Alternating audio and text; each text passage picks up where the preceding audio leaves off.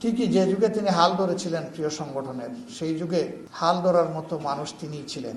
মানুষ খুব অল্প, 11 জন কেন্দ্রীয় সদস্য নিয়ে তার যাত্রা শুরু হয়েছে। আর সারা দেশে সব মিলে 500 ছিলেন কিনা মহিলাদের রোপণ আল্লাহ ভালো জানেন। কিন্তু আলহামদুলিল্লাহ এখন তিনি যে বীজ বপন করেছিলেন তাদের সংখ্যা এখন 43,000। আমার বিশ্বাস এমন কেউ তাদের মধ্যে নাই যারা গভীর শ্রদ্ধার সাথে তাকে স্মরণ করেন। অবশ্যই এই অঞ্চলের প্রথম নারী রোপণ ছিলেন আরেকজন গর্বিত মা, তিনি হচ্ছেন মরহুমা হাসিনা মেহের।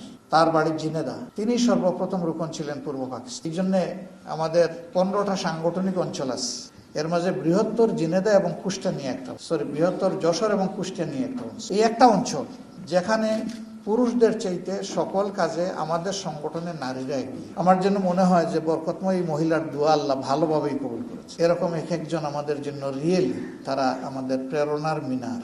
শুকুর আল্লাহ তাআলার যে ওই সময়ে মহিলাদের মধ্যে আলোচনা হইতো যে অত তারিখে মহিলা সাইদি আসবে, তাকে বাংলাদেশের মহিলারা জানতেন মহিলা সাইদি হিসেবে। আল্লাহু আকবার। সাইদি সাহেব ঢেউ তুলেছিলেন বাংলাদেশের জনগণের অন্তরে, আর তিনি ঢেউ তুলেছিলেন মহিলাদেরও। তাদের ছোঁয়ায়, তাদের পরশে এসে অনেকের জীবনের আমূল পরিবর্তন হয়।